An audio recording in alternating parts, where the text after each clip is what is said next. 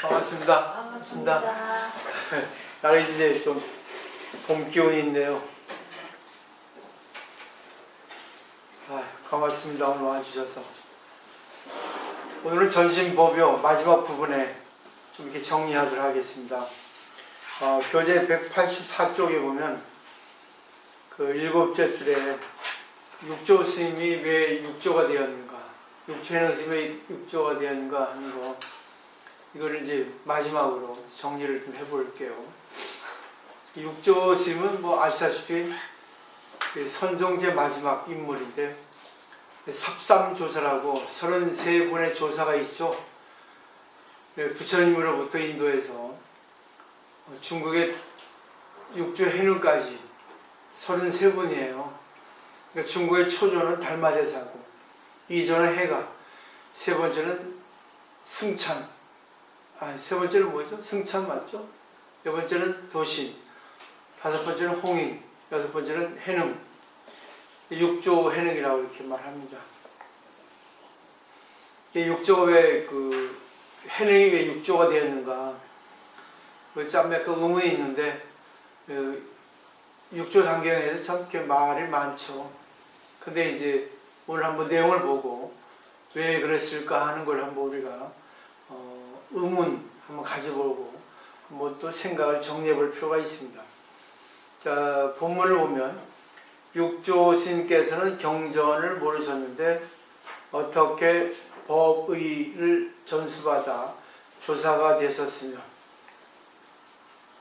육조 스님은 일자무식을 하죠. 3살째 아버지를 여의고 마을에 뗄나무를 팔아가지고 어머니를 봉양했거든요. 상당히 이제 빈핍하게 살았어요. 근데 이제 그 뗄나무 팔러갔다가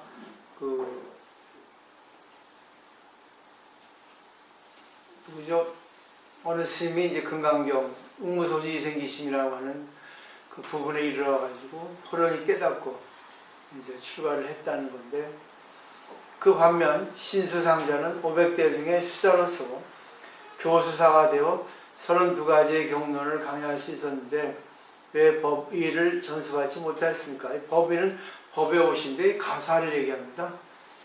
복전이라 해서 이 가사는 법을 상징하죠. 근데 여기서 보면은 신수스님에게는 마음이 있었기 때문이니 이것은 유의법, 하염에 있는 법으로서 닦고 깨닫는 것을 옳다고 여기기 때문이다. 그러므로 오조스님께서 육조에게 부촉하셨다. 이게 돼 있어요.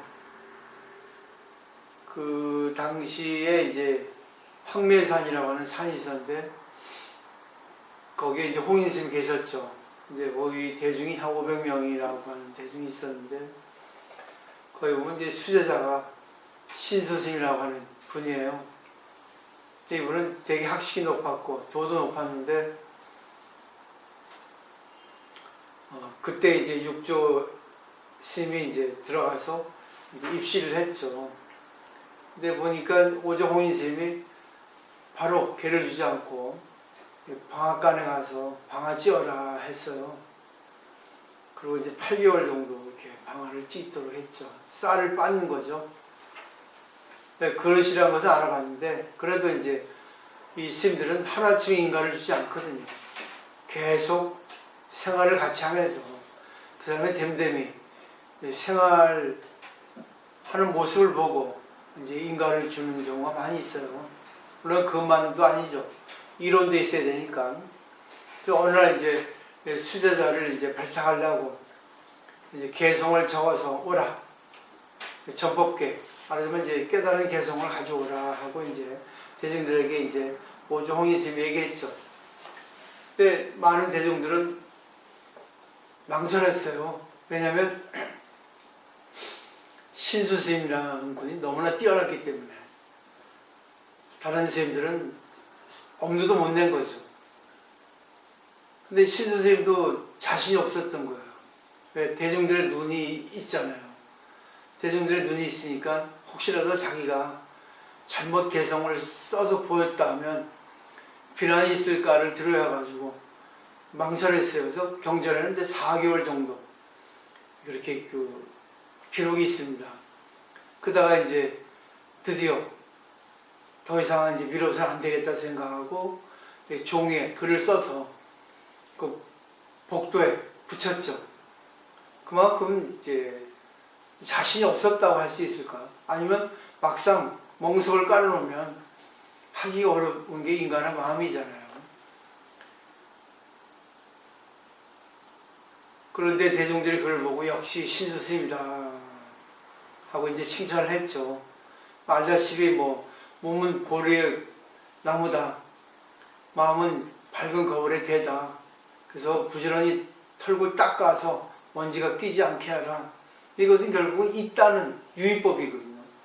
마음도 있고 몸도 있고 법도 있고 먼지도 있고 때도 있고 다 있다는 겁니다. 근데 그 중에 이제 육조 해능이 될 그 노행자가 그 개성을 보더니 글자를 모르니까 알 수가 있나요? 그래서 옆에 동자에게 무슨 글이냐, 무슨 내용인가 알려달라고 했죠. 그 동자가 알려주니까 아이고 그거냐?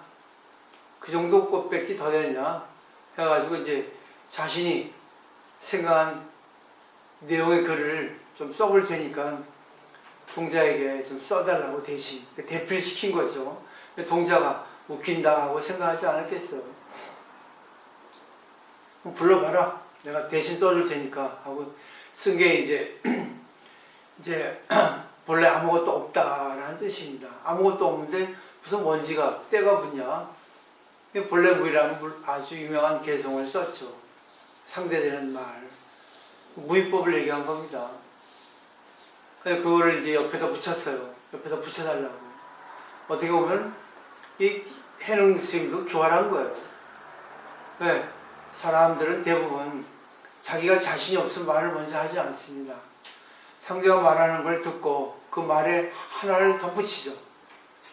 그건 자신이 없는 사람들이 하는 짓이에요. 대부분 다 그럽니다.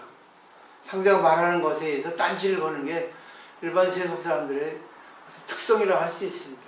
자신이 먼저 얘기하면 거기에 또 자신 있으면 하는데 자신이 없으면 되게 안 하거든요. 근데 자신이 있든 자신이 없든 관계없이 주관이 있으면 그리고 어느 정도 자기가 심지 또 사상이 있으면 어떤 얘기해도 관계없거든요. 왜? 자유가 있으니까. 걸림이 없으니까. 자기 생각이 맞다고 생각하니까 얘기하는 거예요. 누가 어떤 말을 해봐도 관계없이. 이런 내용을 볼 때 육조스님이 그런 뜻은 없었겠지만 이 내용 표면적으로 보면은 그것에 대해서 자기 견해를 내면 안 되는 거고 냈습니다. 역시 와 대단하다 했죠. 이제 오종홍인 스님이 그 내용을 보고 큰일 났다. 틀림없이 질투의 대상이 될 것이다 하고 떼어버리려 했죠. 그리고 이제 노행자에게 육조인 스님에게 밤 9시에 삼경에 오라고 했습니다. 그리고 인가를 하고 이제 가사를 주고 이제 인가를 한 거죠. 그리고 이제 대중들의 질투를 받을 거를 두려워해서 밤에 떠나게 했습니다. 몰래. 왜냐하면 그때는 노행자였거든요. 스님이 정식 스님이 아니고 인가를 받지 않았기 때문에 주기가 타당하지 않았습니다. 그래가지고 노행자는 이제 밤중에 떠났습니다. 몰래. 그러니까 이제 몰래 인가한 거죠. 그 다음날 난리가 난 거 아니겠어요? 인가를 받았으니까. 그래가지고 이제 해명상자가 이제 대의룡까지 급히 쫓아가지고 그걸 이제 찾으러 간 거죠. 추적한 거죠. 그 다음에 보세요. 육조는 당시에 가만히 개합해서 음물에 주신 열애에 매우 깊은 뜻을 얻었으므로 그에게 법을 붙여가셨다. 그대는 듣지 못하였는가. 이 밑에 개성은 원래 석가모니 부처님의 개성이에요. 그래서 보면은 법이란 본래 법이어서 법이라고 할 것도 없나니 법이라고 할 것이 없는 법을 또한 법이라 한다. 이제 법 없음 부처할 때 법 하는 것이 일찍 무슨 법이었던 거. 법이라는 것을 본법, 근본법이라는 것이 법이 없다는 겁니다. 사실 법이 없어요. 법이 있겠어요? 없지. 근데 다만 인간이 말에 의해서 생각에 의해서 법이라는 것을 설정한 것 뿐입니다. 언어에 의해서, 생각에 의해서. 근데 그것은 원래 법이 아닌 자연법이죠. 우주의 진리죠. 근데 그것을 인간이 말에 의해서, 의식에 의해서 법이라고 한 겁니다. 그러니까 그것은 원래 법이 없다. 무법이다. 자연법이다. 그 자연법을 인간이 인위법, 인연법이라고 만들었지 않냐. 여기서 우리가 정리할 게 뭐냐면 신스스의 유의법이나 육조스의 무의법이나 다 같은 법이라는 거예요. 신스스의 유의법도 법입니다. 달마스의 육조스의 무의법도 법이에요. 왜? 유의법이나 무의법이나 우리 있다고 하는 거나 없다고 하는 거나 서로 상이 상관관계를 이루고 있거든요. 있다고 하는 거는 없는 것에서 나오고 없는 것은 있다고 하는 것에서 나오는 겁니다. 그러니까 있다 없다는 거는 서로 보적 관계예요.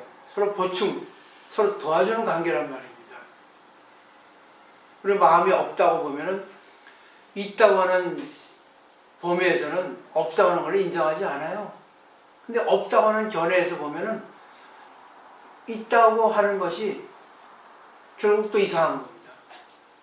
근데 어느 한쪽에서 보니까 한쪽을 이렇게 편파적으로 이렇게 생각할 뿐이지 서로 입장을 내려놓고 없다고 하는 쪽에서도 있다는 걸 볼 수 있고 있다는 것에서 없다는 걸 볼 수 있어요. 근데 없다고 하는 면에서 보면은 있다고 하는 걸 있을 수가 없습니다. 우리 마음이 없다고 보세요. 마음이 없는데 무슨 마음이 나오겠어요? 아무런 마음이 없는데. 근데 있다고 하는 마음에서 보면은 없다고 하는 마음을 갖다가 볼 수는 없지만 또 없다는 마음을 갖다가 볼 수 있으면 있는 마음에서 없는 마음을 꺼낼 수가 있거든요. 우리 잘 보십시오. 우리 마음에 아무런 마음을 내지 않고 말도 하지 않고 가만히 있을 때 그 사람의 마음을 어떻게 꺼낼 수 있겠어요? 아무런 생각도 없고 아무런 표정도 없고 아무런 표현도 없는데 그 사람이 이제 가상으로 없다고 그래요. 그 사람을. 그런 상태를 없는 마음이라고 한번 보죠. 그걸 어떻게 꺼낼 거예요? 어떻게 꺼낼 거겠습니까? 그 사람의 마음이 어떻다고 하는 걸 어떻게 꺼낼 수 있겠어요? 그죠? 어떤 표식이 있어야 되잖아요. 어떤 표현이 있어야 되잖아요. 말을 하든지 행동이 있든지 표정이 있든지 그죠? 어떤 태도가 있든지 하죠. 그래서 결국 그 사람이 없는 마음을 꺼내기 위해서는 내 마음이 있는 마음이 그 사람에게 어떤 작용을 걸어야만이 그 사람이 없는 마음을 꺼낼 수가 있습니다. 그 어떤 작용이라 하는 것이 결국은 지혜죠. 어떤 식으로도 그 사람에게 어떤 관계를 해서 그 사람의 표정이나 그 사람의 행동이나 어떤 작용을 꺼낼 수 있어야만이 진짜 지혜 있는 사람이에요. 결국 없는 마음이라는 것은 결국 있는 마음, 어떤 작용에 의해서 없는 마음이 나올 수 있다는 거예요.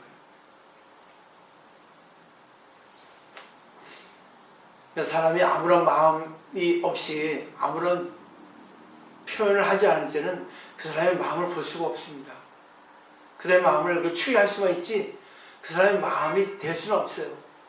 그 사람에게 어떤 관계를 해서 어떤 작용을 걸어서 그 사람이 어떤 표현이라든가 어떤 행동이라든가 어떤 말을 꺼내야만이 그 유심으로만이 그 사람의 없는 마음을 알 수가 있다는 거예요. 그래서 이걸 분별, 무분별이라 합니다. 분별의 세계에서는 무분별의 세계를 알 수 없어요. 또 무분별의 세계에서는 또 분별의 세계를 알 수 없습니다. 근데 분별과 무분별은 같이 있어요. 근데 우리는 분별만을 갖고 있죠. 중생들은 분별만을 씁니다. 분별이라는 결국은 이제 자아예요. 그죠? 자기가 거기서 탄생하는 겁니다. 자아가 있다 보니까 집착이 생기죠. 그러니까 차별이 생기죠. 항상 자기를 중심으로 나눠나가는 구별이 있을 수밖에 없거든요. 근데 그 구별이 있을 때, 분별이 있을 때 어느 순간 무분별의 세계가 생깁니다. 자랑하는 것이 나와도 자기를 중심으로 해도 자기하고 하나가 되는 사람, 자기가 하나가 되는 경우, 자기가 하나가 되는 상태가 되면 무분별이 됩니다. 자기 좋아지게 돼 있어요. 그때 사람은 이것이 참 좋은구나. 내가 내 입장으로서 먼저 분별을 해도 나하고 하나가 되면 그것이 무분별이구나. 분별을 해도 분별이 없구나. 분별을 초월하는구나.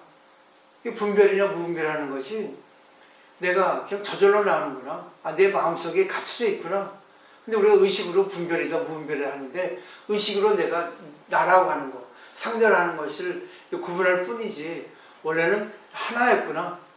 하나이지만 또 둘로 나눌 수도 있는 거구나. 근데 이것은 우리가 의식을 하지만 의식을 떠난, 의식을 초월한 그런 절대의 세계가 있다는 걸 알 때 그때가 지혜가 탄생합니다.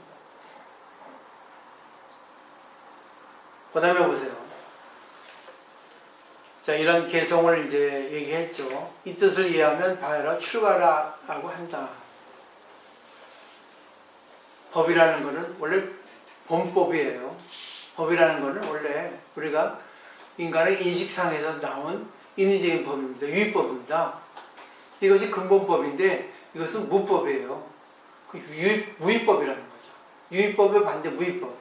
결국 분별의 반대 무분별이죠. 유의법은 분별이고 무의법은 무분별이에요. 근데 분별의 세계에서 무분별을 볼 수 있습니다. 무분별의 세계에서 분별을 볼 수 있어요.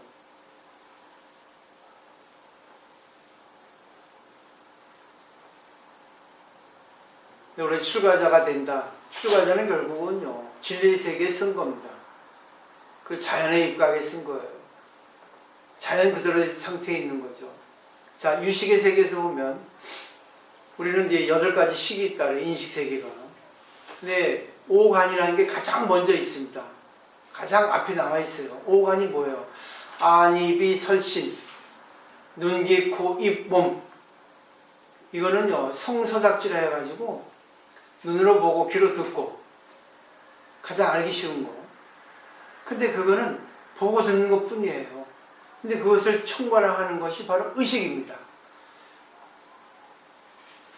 의식이라는 것은 이거 분별 사실에 해서 결국 의식이 눈으로 보고 이쁘다. 눈으로 보고 뭐죠? 이쁘다 아니죠. 눈으로 보고 꽃이다. 눈으로 보고 화분이다. 눈으로 보고 남자다. 눈으로 보고 여자다. 귀로 듣고 소리다. 이거는 까마귀 소리다. 이거는 자동차 소리다.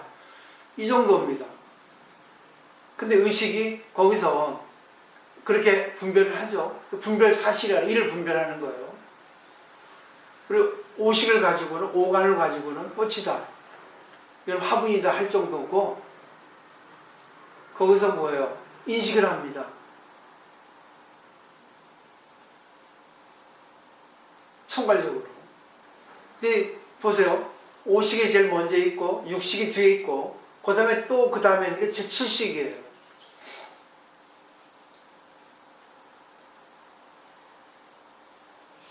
그거는 자아식이죠. 꽃을 보고 이쁘다, 밉다. 이거는 내가 써야 되겠다, 이거 버려야 되겠다. 자기 중심으로 이걸 갖다 선별하는 것이 바로 제7식 말라식입니다. 근데 제7 말라식 또 안에 있는 게 제8 아래아식이에요. 깊이 있습니다. 근데 아래아식은 혼돈입니다. 어두워요. 근데 이 아래아식에 분별식이 있고 무분별식이 있다는 거예요. 근데 아래아식은 기억만 있을 뿐이지 이것이 작용을 하지 않아요. 그 작용을 하기에는 제7 말라식이 꺼내서 씁니다. 분별식이. 근데 그 제7 말라식은 분별식인데 항상 자기 중심이에요. 근데 그 말라식을 또 잘 쓰고 못 쓰는 거는 의식이에요. 의식, 우리 의식 있죠? 인식할 수 있는 우리 인식. 자기가 이거는 좋다 나쁘다. 근데 의식이 강해지면 자기 중심으로 해야 될 건가, 자기 중심으로 해야 되지 않을까를 갖다가 자기가 그 집주를 합니다. 모아가지고 쏟아붓는 거예요. 의식이 강한 겁니다.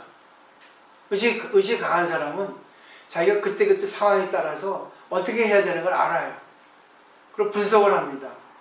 내 중심을 해야 되겠다. 내 입장에서 벗어나야겠다. 내 마음대로 하면 안 되겠다. 내가 손해봐야겠다. 내가 나서면 안 되겠다는 걸 갖다가 의식이 인식합니다. 근데 그때 또 제7 만화식이 자아식이 자기중심 에고가 또 나와가지고 야 그래도 손해보니까 해 하면은 또 만화식이 이길 수가 있거든요. 근데 의식이 양이 커버리면 만화식을 죽여버립니다. 안 돼 그거는. 내가 손해봐야지. 내 입장하면 안 되지. 내가 어떻게 살아왔는데.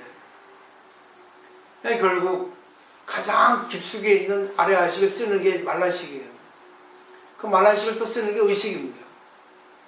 근데 또 의식이 그 앞에 뭐예요 또? 제1선의 오감, 눈, 귀, 코, 입.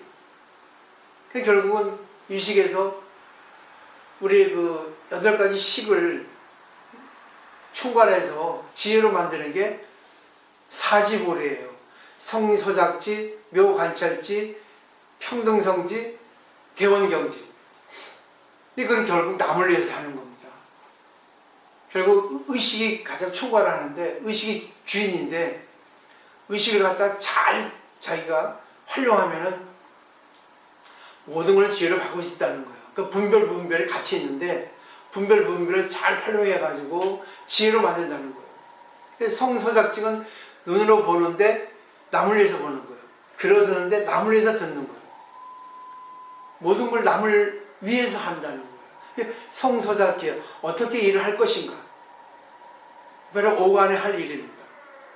그 다음에 묘관찰지는 어떻게 사물을 잘 봐서 어떻게 민망하게 봐가지고 제7 만화식 평등성지 나하고 상대하고 같이 잘 수 있을까? 하나로 볼 수 있을까? 그게 무분별해지잖아.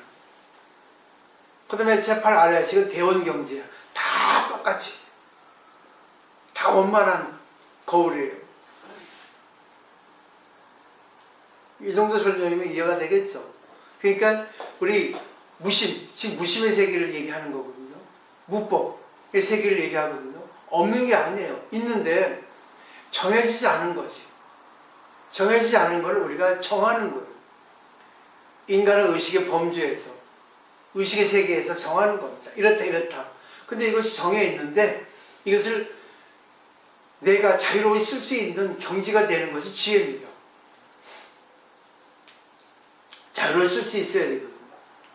이걸 자유로이 쓰지 못하니까 항상 자기가 해야 된다는 거예요.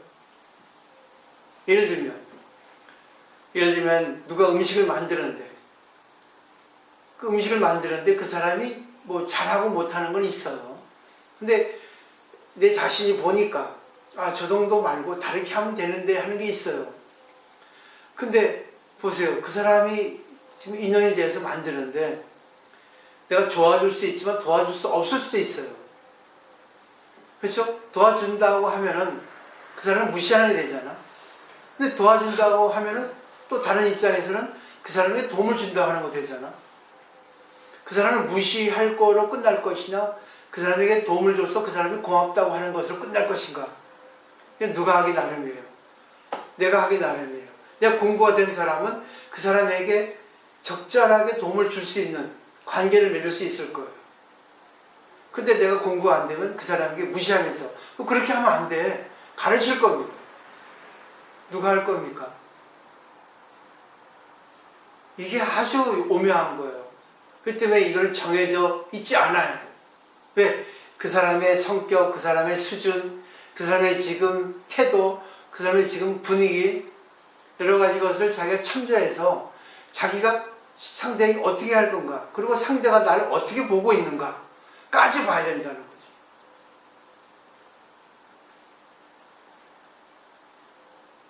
그 때문에 무법이라는 거예요. 없는 법이에요.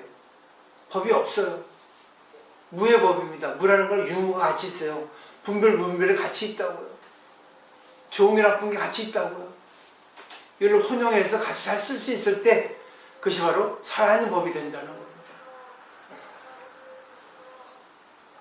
이게 바로 법을 배우는 신앙자예요. 그걸 출가자라고 얘기하는 거예요.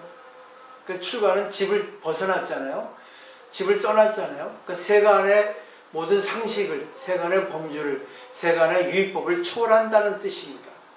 유의법은 결국 뭐예요? 정해진 것. 이렇게 해야 된다는 것.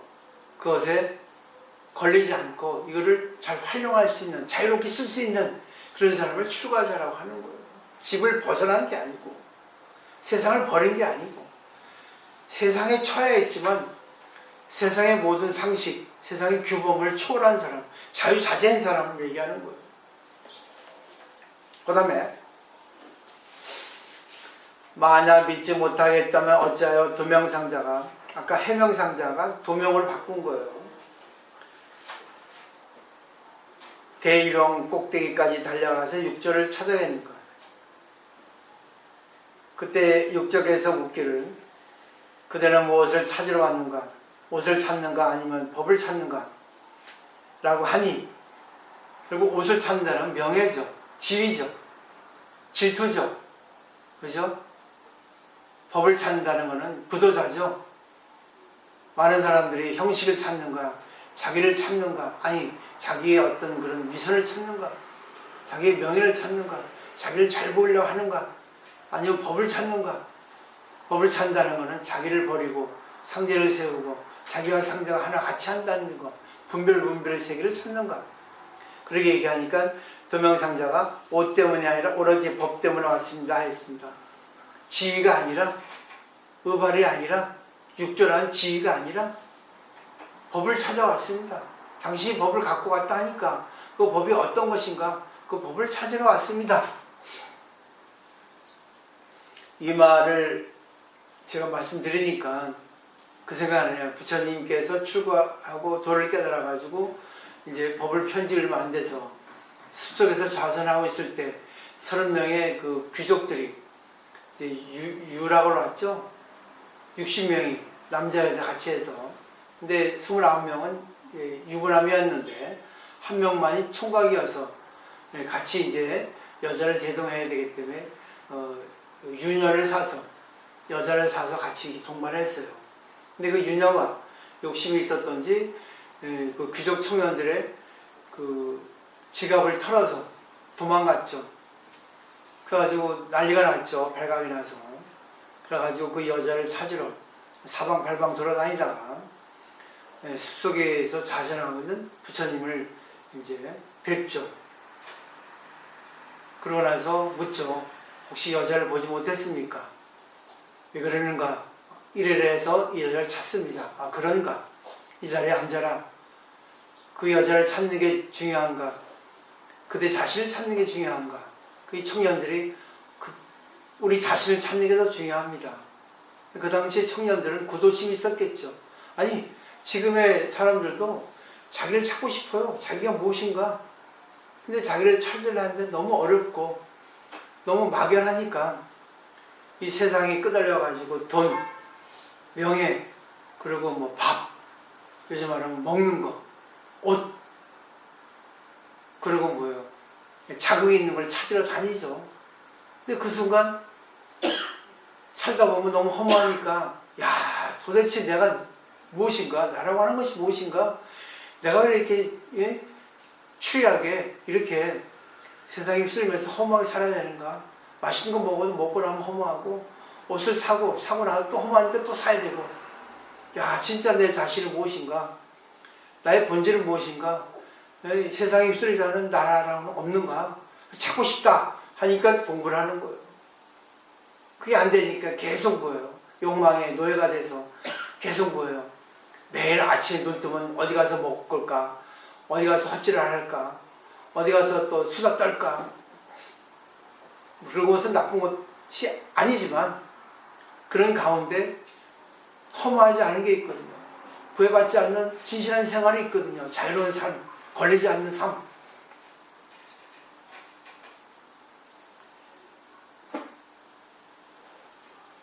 그래서 부처님도 법을 설했고 육조 스님도 말씀하셨죠. 불사선 불사가라. 여기 나와있죠. 교재에.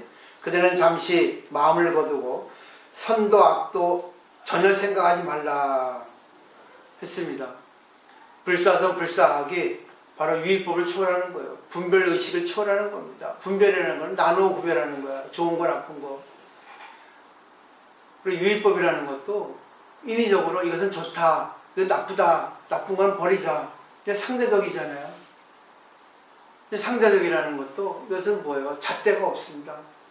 항상 인위적으로 변하기 때문에 이 환경에 따라 자기 마음에 따라 변합니다.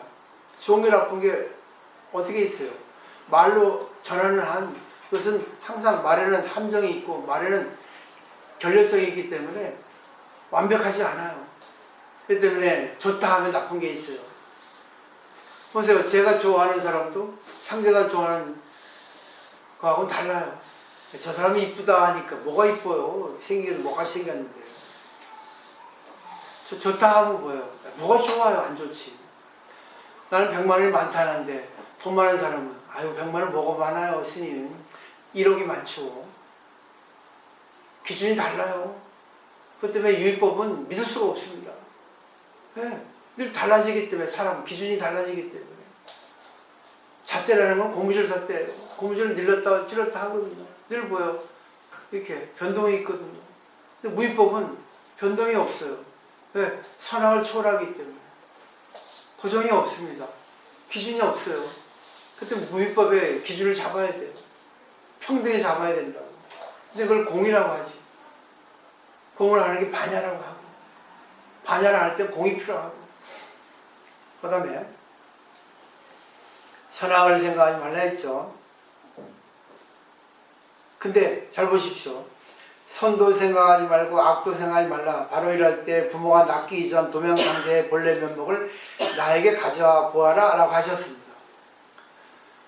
내가 태어나기 이전은 뭐예요? 나의 본래 면목은 뭐죠? 공이에요. 내가 태어나기 이전은 선악이 없었습니다. 태어나도 18개월까지는 선악이 없었어요. 그죠? 갓난아기는? 그죠? 나의 본래 면목은 뭐예요? 절대 평등입니다. 본래 청정심입니다.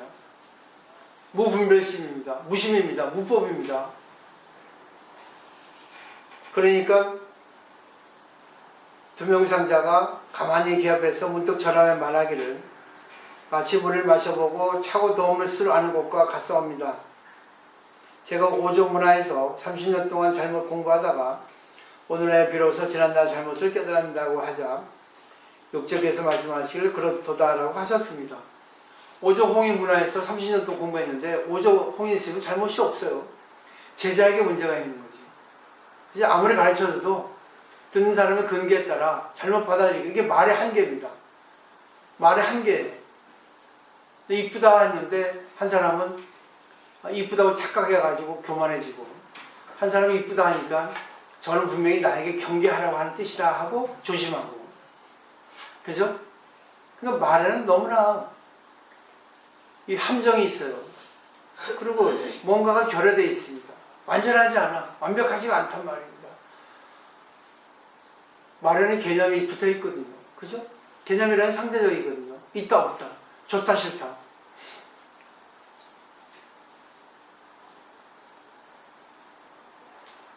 그러니까 공부할 때 어쩔 수 없이 말로 인해서 공부를 하지만 말 속에 들어있는 걸 깨달아야 됩니다.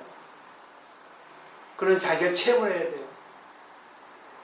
잘 생각해 보십시오. 저 앞에 간판을 보고도 야 저거 좋다고 들어가는 사람이 있고 간판을 보고 야 저런 게 다 있어 하는 사람도 있습니다.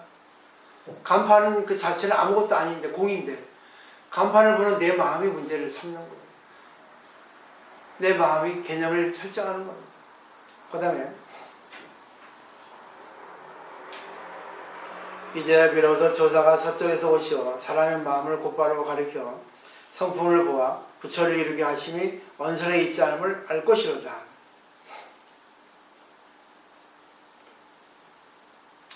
언설에 있지 않, 말에 있지 않다는 것은 말은 필요하지만 말 속에 있는 것을 알아야 된다는 거예요. 말은 필요해요. 말은 정말 인간이 만드는 최고의 보물입니다. 근데 보물로 인해서 사람이 죽고 사람이 삽니다. 누구 탓이겠어요? 자기 탓이죠. 그 다음에 어찌 듣지 못하였는가 아나니 가섭에게 묻기를 세존께서 금난가사를 전하신 외에 따로 무슨 법을 전하셨습니까? 금난가사는 정법입니다. 우리가 그 큰절에서 보살기를 받을 때 10분의 스님들이 앞에 나와가지고 금난 노란 가사를 입죠? 옷을. 그래 금난가사입니다. 금빛으로 빛나는 가사예요. 이게 법을 상징합니다. 정법. 근데 정법을 주신 거 외에 무엇이 따로 있습니까 했어요. 정법은 어디에 있습니까? 말에 있습니다. 정법은 어디에 있어요? 팔만대장경에 글에 있습니다. 이거 외에 또 있습니까 하는 거예요. 가섭이 안난을 불렀습니다. 안난이 대답하자 가섭이 말하기를 문 앞에 깃대를 꺾어버리라 했으니 이것이 바로 조사의 표방이다. 이것이 바로 조사의 가르침이라는 겁니다. 근데 안하나 할 때 네 있습니다. 이거 끝난 거예요. 왜? 서러운 거예요. 죽음 안 문다. 내 속에 너가 있고 네 속에 내가 있다는 거죠. 이심전심입니다. 이게 말로 했지만 이심전심 눈으로 하죠. 그죠? 또 태도로 하죠. 손짓으로 하죠. 그죠? 우리가 말 위에 거. 그걸 결국 뭐예요? 손짓 몸짓을 하는 겁니다. 또 마음으로 전하는 겁니다. 그러니까 문 앞에 깃대라는 것은 그 단간 지주 있죠? 큰절에 가보면 그러니까 법을 설할 때는 반드시 그 단간 지주에다 깃발을 걸거든요. 오늘 법을 설합니다. 그 깃발은 법의 표식이에요. 표방이에요. 그러니까 법이라는 것은 원래 없지만 법을 말로 표하고 깃발로 표하고 글로 표하는 거죠. 근데 그 안에 법이 있단 말입니다. 그거는 법의 표식일 뿐이지 법 자체는 아니에요. 우리 말로 해도 말이 말일 뿐이지 말 속에 마음이 있다는 걸 알아야 되거든요. 그 마음을 볼 수 있어야 된다는 거죠. 그 다음에 몹시 총명한 안한이 30년 동안 시절을 쓰면서 많이 들어 얻은 지혜 때문에 부처님으로부터 1000일 동안 닦은 너의 지혜가 하루 동안 도를 배우니만 못하라는 꾸짖음을 들었다. 만약 도를 배우지 않는다면 물 한 방울도 소화시키기 어렵다. 이거는 간단히 황경스님이 이렇게 쓴 거예요. 근데 부처님으로부터 가섭에게부터 안하는 법을 전했거든요. 그저 이제 3조가 안한이죠. 근데 여기서 볼 때 조금 이제 자세히 이제 보면은 염화미소 아시죠? 염화미소는 하나의 꽃을 부처님께서 어느 날 갑자기 평소에 이제 설법 방식하고는 달리 가만히 계시면서 꽃 하나를 딱 들어 보였어요. 꽃 하나를. 대중들이 의아해 있죠. 근데 오직 가슴만에 빈 것이 웃었잖아요. 그 염화미소입니다. 꽃을 들어서 가슴에 미소를 했다. 부처님도 미소를 했다. 그래서 이심전심이다. 불린 문자다. 문자를 세우지 않고 오직 마음으로 마음을 전했다 하는 거예요. 그리고 부처님께서 실상무상 무상무양법을 그대에게 전한다. 정법한장 한 거거든요. 마음으로 전한 거예요. 근데 정법이라는 거는 부처님 가르침이죠. 근데 부처님 가르침이 들어있는 곳이 어디예요? 법장이죠. 팔만대장경이죠. 그래서 정법장입니다. 정법이 들어있는 곳, 창고. 바로 팔만대장경이거든요. 근데 말로, 글로 돼 있잖아요. 근데 부처님께서 49년 동안 말로 전했거든요. 정법을. 근데 부처님께서는 오늘날 그 정법을 다 전했는데 정법으로 전하지 못하는 그 한 가지가 있어요. 그게 결국 뭐겠습니까? 무법. 마음이죠. 그 때문에 어느 날 갑자기 옷을 들어 보인 거예요. 정법 밖에 또 하나 있다 그러지. 그건 말로 전할 수 없는 게 있다는 거죠. 그 때문에 들어 보이니까 가섭이 오히려 빈 것이 웃었습니다. 네. 말로 전할 수 없는 걸 가섭은 받은 거죠. 결국 그건 뭐겠어요? 정법을 보는 눈입니다. 정법 안장이라요. 눈 안장. 아무리 공부를 해도 자기가 진짜 깨닫지 않으면 안 돼. 그건 뭐예요? 몸으로 깨달아야 돼. 머리로 깨닫는 게 아니라 몸으로 깨달아야 돼. 체험으로. 근데 몸으로 깨닫는다 하면 뭐예요? 스포츠, 선수, 예술가, 몸으로 깨닫죠? 그 사람들은 머리로 알지만 몸으로 운동을 합니다. 그죠? 그리고 예술가도 몸으로 하죠? 요즘에 셰프도 몸으로 하죠? 몸으로 깨닫죠?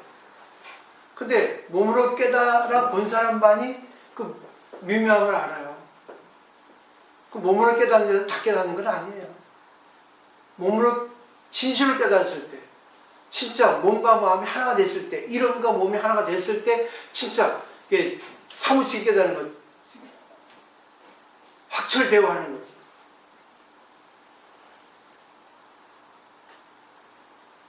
이것이 돼야만 되는 거예요. 결국은 우리가 여기서 이제 강가에 있습니다. 강가에 있으면서 강물을 보면서 야, 강물의 깊이가 얕을까 깊을까, 물이 찰까 더울까, 이거는 자기가 들어가 보지 않으면 몰라요. 그죠? 근데 찰 것이야. 아니야, 따뜻할 것이야. 아니, 안 깊을 거야. 깊을 것이야. 그건 우리 추리일 뿐입니다. 머리로. 근데 그 진짜 자기 몸으로 들어가 보나야만이 안다는 거죠. 그래서 여기서 얘기했잖아요. 도명상자가 여인 음수의 냉난자지라고, 마치 물을 마셔볼 때 스스로 마셔봐야만이 차고 더운 거를 스스로 안다. 저절로 안다. 그것과 같다고 그러죠. 그래서 상대하고 대화를 해도 말로 대화하지만 우리가 말로 대화가 안 되는 사람이 얼마나 많습니까? 대화를 해도 서로의 마음을 모르는 거예요. 서로 얼굴을 맞이하고 대화를 해도 사람 마음 모릅니다. 그래서 한 길 사람 마음속 모르는 거야. 10길 물속을 알아도. 근데 사람 마음을 잘 알았다고 착각하면 안 되는 거예요. 진짜 알았다 하는 거는 관계를 오래 해봐야 돼요. 관계를 오래 해보지 하면 안 돼요. 난 성질이 급하니까 빨리 전해주고 그 사람을 빨리 깨닫게 해주고 싶어서 했는데 그게 착각이었어. 그 사람 업이 너무 많은데, 그 사람의 욕심이 너무 많은데 전부 나에게 속이고, 난 또 속는 줄 알면서 또 그러갔다가 묵인해주고, 그렇지만 또 언젠가는 또 변하겠지. 그렇지만 또 그걸 안 변하니까 또 실망하고, 그렇지만 또 계속 해나가고, 이게 반복이죠. 계속 해나가는 거예요. 계속 끝까지. 안 돼도 할 수 없어요. 왜? 안 돼도 그는 자기 인연입니다. 다음 생이 있고. 이 세상 보세요. 어느 것이 좋고 어느 것이 나빠요. 근데 진리의 세계 볼 때는 지금 좋은 사람, 뭐 정치가라든가 뭐 재벌계, 또 무슨 과학자들 좋다고 할 수 있을지 모르지만 오히려 100년 뒤에는 그 사람들이 또 아플 수 있어요. 왜? 너무나 너네들 니네 마음대로 살았다. 사람들을 너무 부리고 살았다. 오히려 순수하게 없이 사는 사람들만 더 낫다. 그 사람들이 순수하지 않냐, 남에게 피해를 주지 않았냐. 그들은 많은 사람들에게 도움을 줄 수 있을지 몰라도 많은 사람들에게 정말 순수하게 살지 않았지 않냐. 올해도 지구 장안을 고갈시키지 않았냐. 남에게 진짜 나쁜 걸 더 끼치지 않았냐. 안 그래요? 보세요. 요즘에 음식 텔레비전 보면은 셰프들이 뭐 여러 가지 요리를 만들어요. 얼마나 안 좋은 그 재료가 들어있습니까? 그냥 단순하게 먹는 게 건강해요. 근데 그렇게 살았으면 그냥 뭐예요? 더 욕망을 부추기지 않았을 거 아니에요. 욕망을 붙이다 보니까 더 뭐예요? 새로운 자극을 갖고 싶거든. 그래도 뭐예요? 더 어두워졌죠. 황망해졌죠. 황폐해졌잖아요. 인간의 마음이. 계속 뭐예요? 욕망이 추구를 해가지고 사람을 죽이기까지 하잖아. 다시 생각을 해보시면 좋을 것 같아요. 그래서 이런 얘기가 나오는 거예요. 사실 이거는 사실이 아니거든요. 부처님께서 마하가섭에게 염화미설을 하는 그런 거는 있지 않았어요. 근데 이거는 뭐예요? 신화, 불교의 신화입니다. 신화는 사실이 아니에요. 픽션이죠. 근데 그 픽션 속에 진실이 있단 말입니다. 이런 얘기를 통해서 뭐를 볼 수 있어야 돼요. 이렇게밖에 표현할 수 없는 그 속에 있는 뭔가를 볼 수 있어야 돼요. 그래서 사실이 아닌 진실을 볼 수 있어야 되는 거예요. 이 역사적 사실이 아니거든요. 역사를 초월한 진실을 여기서 볼 수 있어야 돼요. 뭐예요? 우리가 아무리 진짜 말이 좋다 해서 말로 이렇게 관계를 하지만 말로 다 할 수 없는 그 곳이 있는데 그 부분도 우리가 말할 수 있어야 된다는 거예요. 나는 계속 그래서 이렇게 공부한 거예요. 심리를 분석하고 이런 거는 이렇게 말해야 되고 이렇게 말하면 안 되고 억지로 내가 내 자신을 갖다가 더럽게 해서라도 내 자신이 뭐야 밑으로 떨어뜨리고까지 해서 내가 하고 싶은 거예요. 상대가 내가 말해서 이해 못하면 어떻게 말을 해서 그 사람을 이해시킬 수 있을까까지 가야지만이 그게 무법이라는 거예요. 무법은 법이 없는 게 아니라 법에 실체가 없다는 거예요. 인간은 마음도 실체가 없잖아. 마음이 어디 있어요? 마음이 없잖아요. 근데 마음이 또 있잖아요. 마음이 없기도 하지만 있기도 하다고. 잘 보십시오. 마음이 어디 있어요? 내 마음속에 있으면 밖에도 있고 마음에도 없으면 밖에도 없고. 인간이 보세요. 사물을 볼 때 로봇 자체에서 빛을 발해서 사물에 반사해서 로봇가 인식한다 그래요. 근데 인간의 눈은 빛이 사물에 비춰져 가지고 망막이 들어온다 그래요. 그럼 본다 합니다. 하지만 보는 거는 눈이 보는 게 아니죠. 눈이 비춰서 보는 작용을 할 뿐이지 그것이 비춰져 가지고 뇌에 들어가 가지고 인식을 하잖아요. 근데 또 뇌에서도 이 기능국제라는 게 있습니다. 이 담당 부서가 있어요. 인식한다, 기억한다, 흥분한다, 안정한다. 근데 그것도 정해져 있지만 또 깊숙이 또 마음이라는 게 있습니다. 그 기능국제, 그 담당하는 거를 갖다가 또 바꿀 수 있는 것이 또 우리 마음이에요. 그 마음이 또 뇌에 가서 뇌를 바꾸고, 뇌를 바꾸면 또 다시 뇌에서 마음으로 전달하고, 뇌는 또 뭐예요? 눈으로 지령을 하고, 손으로 지령을 하고, 발에 지령을 하고. 근데 결국 뭐 마음이 있는 것만도 안 돼요. 뇌도 있어야 되고, 손도 있어야 되고, 눈도 있어야 되고. 결국 우리 식물을 보더라도 뿌리만 있으면 됩니까? 줄기도 가지 있어, 잎도 있어야 되고, 또 공기도 있어야 물도 있어야 되고, 이 모든 것이 혼연일체가 돼서 하나가 되어야지만이 지혜가 나온다는 거죠. 마음이 없다, 마음이 있다는 것은 인간의 의식상에서 말일 뿐이고, 하여튼 중요한 것은 우리가 인식할 수 있다는 것은 진리다. 그래서 인식의 범주를 조금 초월해서 자유롭게 되기 위해서는 내가 의식의 양을 넓혀야 된다. 의식의 양을 넓히기는 내 입장만 생각하지 마라. 내 안에 내 마음도 있지만 밖에 내 마음도 있다. 결국 내 마음이 잘 자유롭게 쓰기 위해서는 내가 주체성을 가지고 나도 좋고 상대도 좋게 할 수 있는 그런 자유로운 자유인이 되어야 된다. 이게 정말 오늘의 주인공 아닌가. 이거를 가르치기 위해서 부처님께서 49년 동안 말로 법을 살아온 거예요. 그렇지만 그거는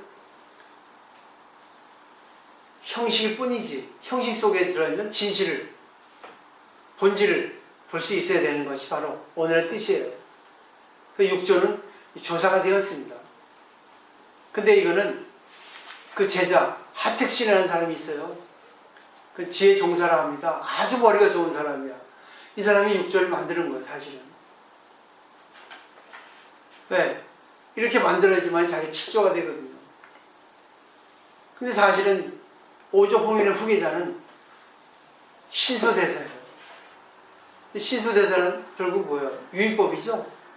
그래서 신수대사는 북쪽에 가서 북정선을 시조가 됐고, 해능은 남쪽에 가서 남정선의 시조가 됐습니다. 북정선은 점호예요. 점점 깨닫는. 근데 남정선은 도노입니다. 탁 깨닫버려요. 탁 깨닫으면 아무것도 없거든. 근데 아무것도 없는 곳에서 뭐예요? 분별이 나오는 거예요. 근데 북정선은 탁 분별로서 모든 걸 분별하면서 무분별로 가는 거예요. 그 분별해서 무분별해서 말하자면 육체현행처럼 남정선에서 무분별해서 분별이 나오는가, 또 북정선에서 신수가 제창한 분별해서 무분별에 나오는가, 그는 순서 차일 뿐이지 같은 거예요. 우리가 의식상 내 마음은 더러우니까 이거를 없애자 하는 거하고, 내 마음은 없다, 공이다, 그러니까 없으니까 분별하지 말자 하는 거하고 내용이 다를 뿐이지, 아니 말이 다를 뿐이지 결국은 뭐예요? 귀착하는 부분은 같아요.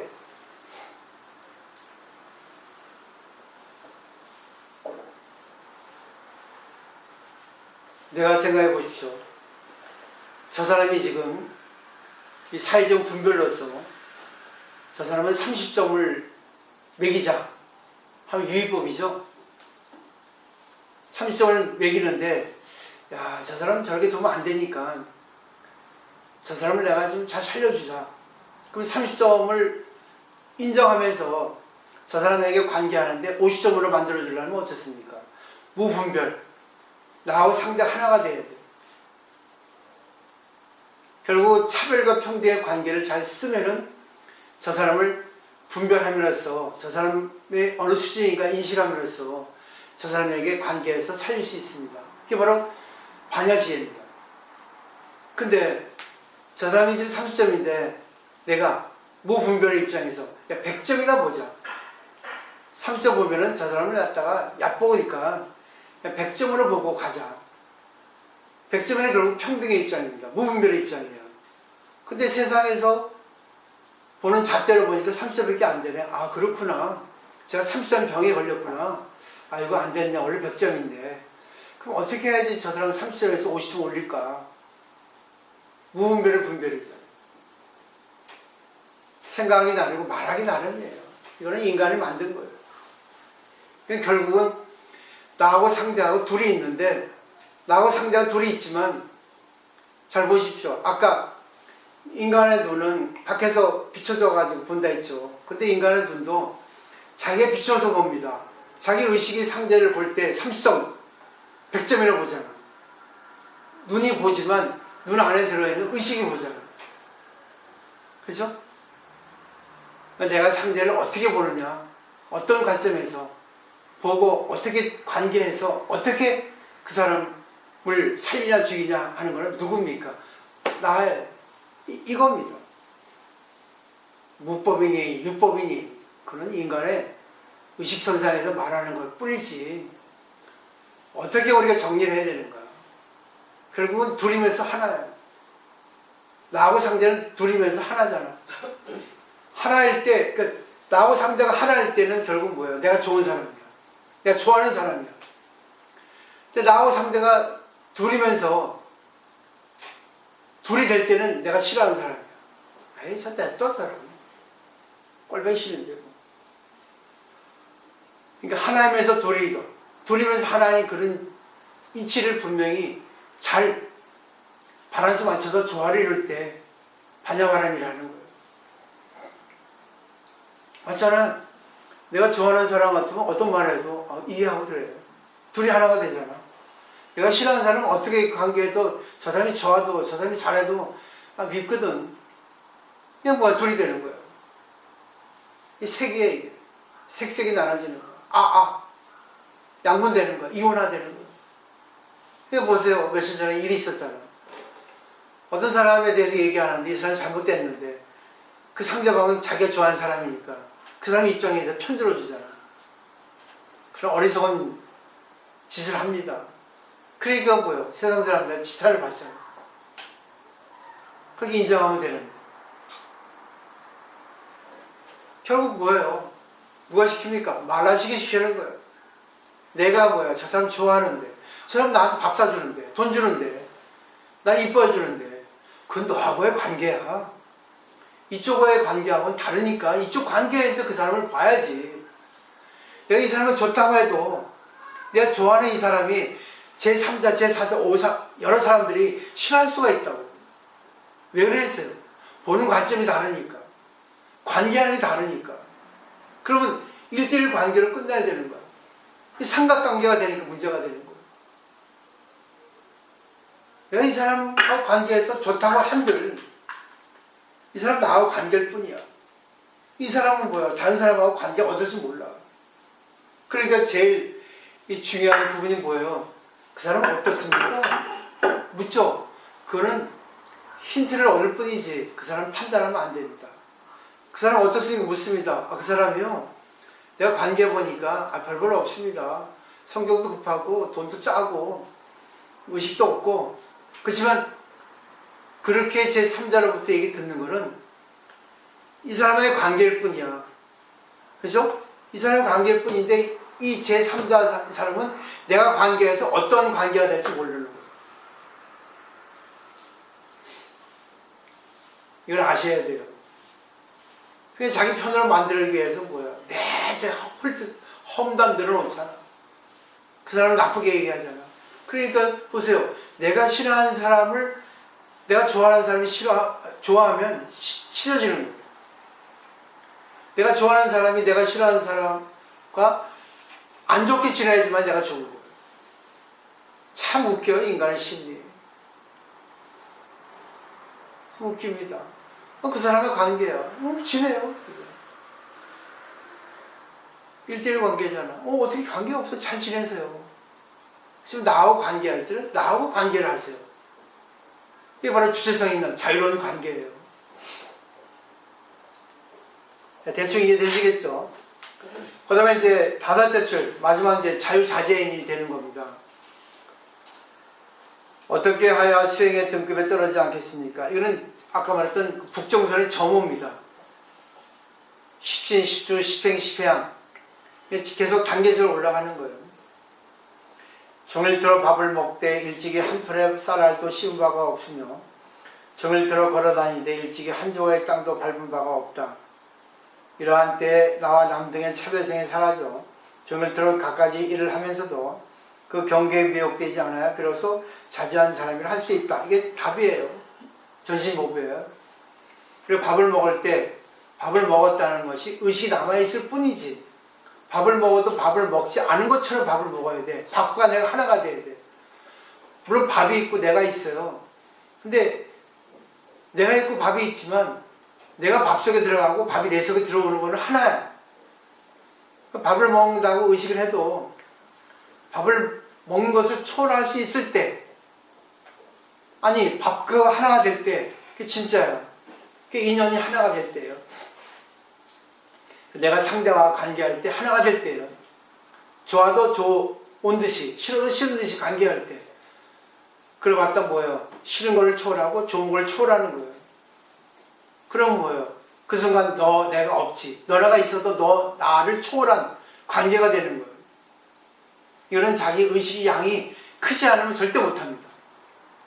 그 다음에 다시는 때마다 생각에 일체의 차별성을 보지 말고 앞뒤 삼재, 과거 현재 미래를 인정하지 말라. 그러니까 기억을 없애라는 거예요. 그냥 생각 그에 머물러라는 거죠. 과거시 불가도 현재시 불가도 미래시 불가도 나하고 상대가 하나가 되라. 싫어도 관계하고 좋아도 관계하고 결국 싫은 것도 내 마음에 있죠. 좋은 것도 내 마음에 있죠. 결국은 뭐야? 상대와 내가 하나가 있는데 상대와 내가 둘이라고 생각하니까 싫어도 상대가 내 마음에 있다고 생각하면 되는 거야. 좋아도 상대가 내 마음속에 있다 하면 되는 거야. 그러니까 우리가 싫어도 하고 좋아도 하잖아. 그죠? 그게 진짜 뭐야? 자유인입니다. 자제입니다. 일하기 싫어도 하잖아요. 싫어도 하죠? 하고 있잖아요. 그럴 때 야 싫어도 하니까 재밌네. 이 정도 돼야 되는 거예요. 싫어도 하고 있잖아. 이걸 갖다 습관을 시켜야 됩니다. 처음에 의식으로 하는 거예요. 왜? 무의식의 세계는 의식의 세계를 꺼낼 수밖에 없거든. 아래의식 무의식의 세계거든. 근데 무의식 세계를 갖다가 내가 말라시 꺼낸단 말이에요.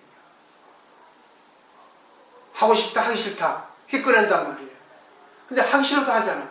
하기 좋아도 하잖아. 거기서 의식이 뭐예요? 야, 그렇구나. 야, 하기 싫어도 하고 하기 좋아도 하는데 그러면 야, 다 좋게 하자. 이게 바로 의식이야. 그래서 의식이 센 사람, 의식이 아주 강한 사람은 대화해보면 알아. 그걸 아셔야 돼. 그 말에 걸리면 안 되는 거야. 말 속의 진리를 그 사람의 입장이 되죠. 그 사람 속에 들어가야 돼요. 그럼 그 사람 속에 들어가면 뭐예요? 그대와 내가 하나인 것을 체험할 수 있다는 거죠. 둘이 아니라는 걸 할 수 있다는 거예요. 그 다음에 3재를 인정하지 말라 했죠. 왜? 과거는 이미 지나갔고 현재는 머물지 않고 미래는 아직 오지 않았다. 편안하고 단장하게 앉아 움직이는 대로 내 맡겨 얽매이지 않아야만 비로소 해탈했다고 할 수 있죠. 제 말 틀리지 않죠? 그러니까 싫어도 하고 좋아도 하라. 싫어도 한다는 걸 자기가 보고 좋아도 한다는 걸 자기가 봐야 돼. 또 하나의 자기가 하고 있잖아 지금. 그게 바로 자제입니다. 자유자재죠. 자기로 말미암아 자기가 있다는 게 자유자재입니다. 누가 합니까? 내 의식이. 그게 바로 부처님이에요. 그게 견성입니다. 근데 의식이 약하니까 뭐래? 내가 불평하잖아. 내 주둥이 까고 있잖아. 입 툭 나와가지고.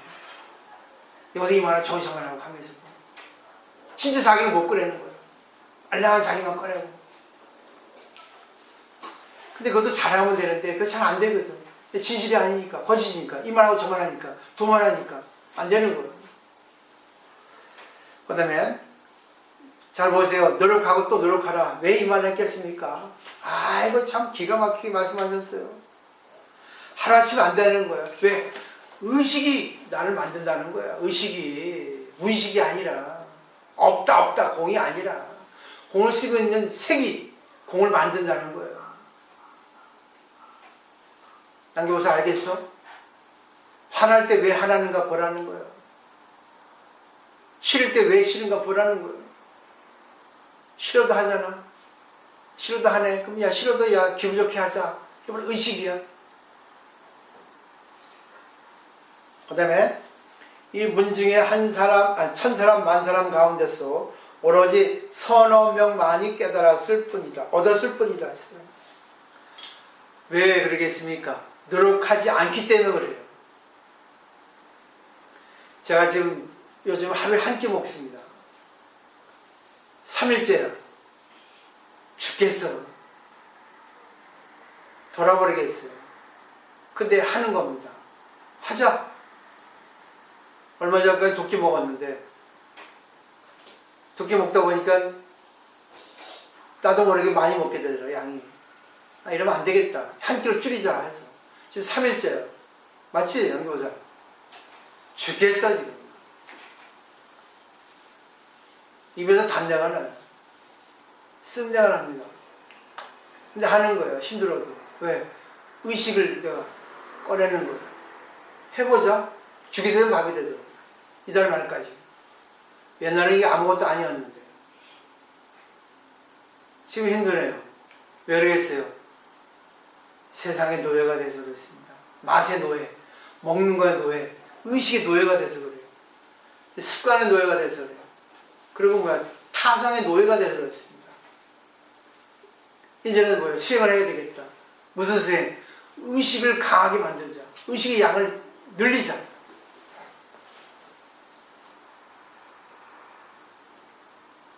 그래서 서너 명만이 얻었다는 거는 다 알고 있어요. 근데 오래 못 가니까 문제가 돼요. 그래서 오후 보림이라는 말이 있어요. 깨달은 후에 보림. 보호하고 갖고 가야 된다는 거예요. 계속 해야 돼요. 그러니까 어지간한 사람은 1달짜리, 2달짜리, 10달짜리. 오늘 보살님이 그러대. 담나세 오늘 신도가 오면 저 몇 달짜리라고 그렇게 안다 하죠. 나 깜짝 놀랐어 그 말 듣고. 저거 아주 불안하다. 문제 일으킬 것이다 하면 반드시 얼마 뒤에 문제 일으킨다 하대. 어느 보살님이. 야, 그 말 듣고, 야, 다 알고 있구나. 이건 이 말이잖아. 노력하고 또 노력하라고요. 계속 죽을 때까지 노력하라고요. 즐기면서 하라고요. 싫은 것도 즐기고, 슬픈 것도 즐기고. 공자도 그러잖아.